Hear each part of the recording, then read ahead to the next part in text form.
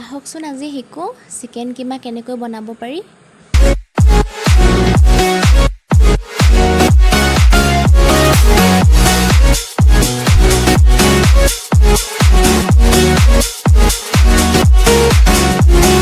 মই বৰ্ণালী কোঁৱৰ গগৈ আজি অন্য এটা ভিডিঅ'লৈ আপোনালোকক স্বাগতম জনাইছোঁ।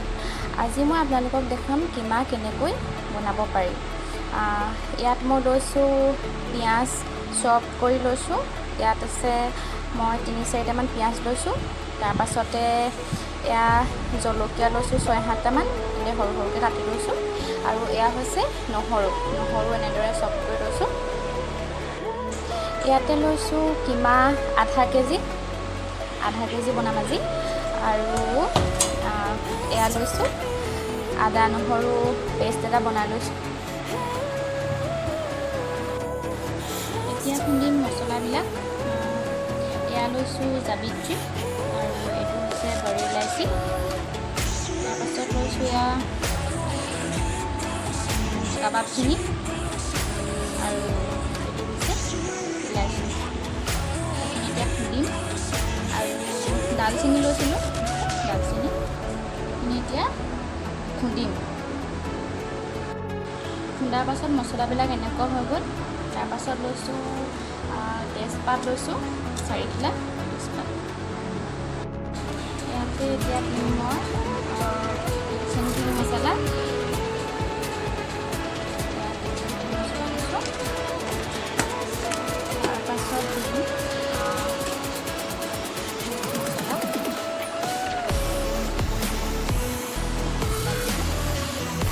তাৰপাছত দিম O69 স্পাইচ।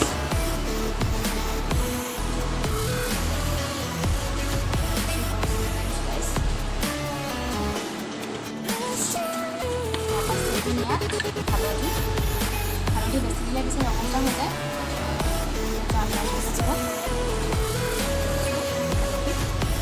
মছলাবিলাক পানী দি এনেদৰে ভুটিছোঁ।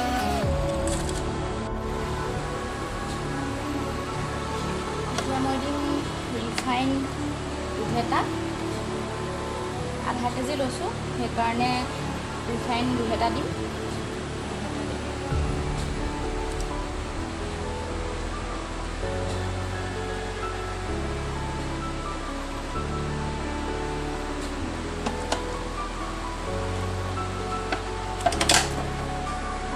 তেলখিনি যেতিয়া গৰম হ'ব তেতিয়া তাত চাহি জিৰা এয়া দি দিছোঁ। তাৰপাছত দিম লং দি দিছোঁ। তাৰপাছত দিম তেজপাত কেইটা। লাহে লাহে লৰাই থাকিম।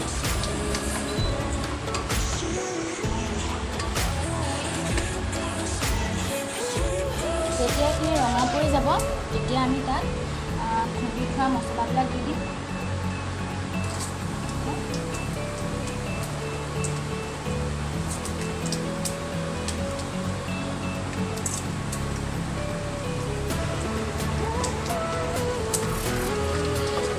এনেকৈ লৰাই থাকিম ৰঙা পৰালৈকে। মছলাবিলাক ৰঙা পৰি গৈছে। এতিয়া আমি ইয়াত চপ কৰা নহৰুখিনি দিম, লগতে পিঁয়াজখিনি দি দিম।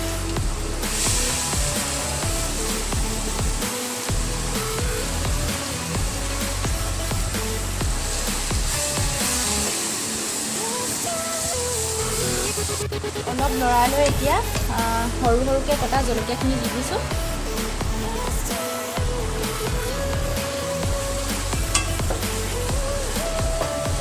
এইখিনি এতিয়া আমি ৰঙা পৰালৈকে এনেকৈ লৰাই থাকিম সিজালৈকে।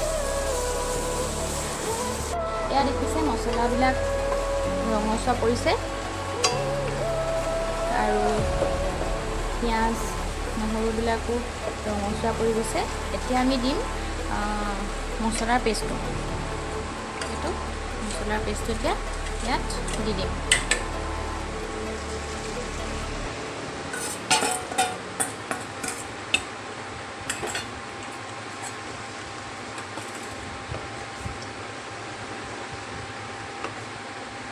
লগতে দি দিম আদা নহৰু পেষ্টটো।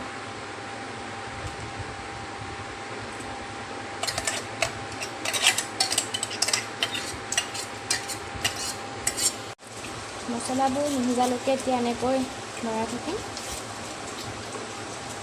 পানীও দি দিব পাৰে অলপ মছলাবিলাক সিজিবৰ কাৰণে, নিজৰ আন্দাজ অনুযায়ী পানী অলপ দি দিব পাৰে। এতিয়া দেখিছে পেষ্টবিলাক ভিজিবলৈ ধৰিছে এইবিলাক। এতিয়া আমি ইয়াতে কিমা দি দিম।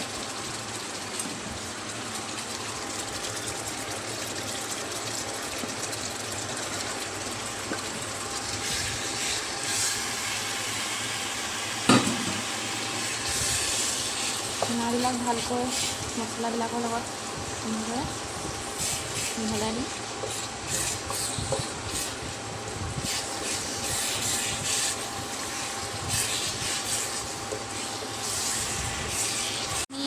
ঢাকনা মাৰি দিম।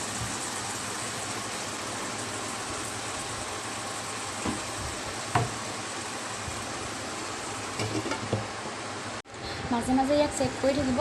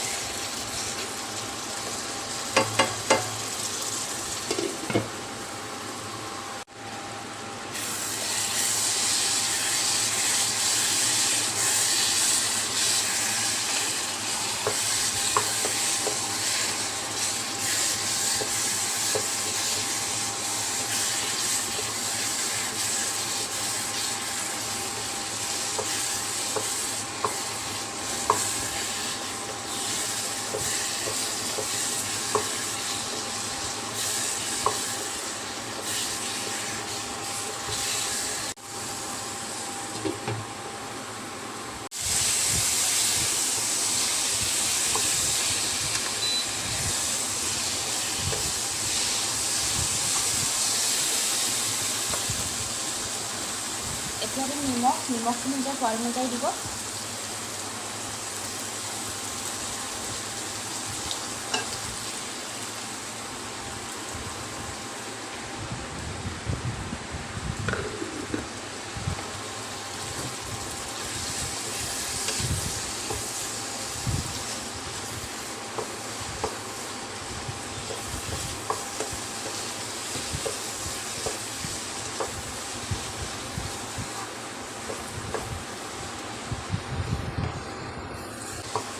আমাৰ কিমা ৰেডি হৈ গ'ল।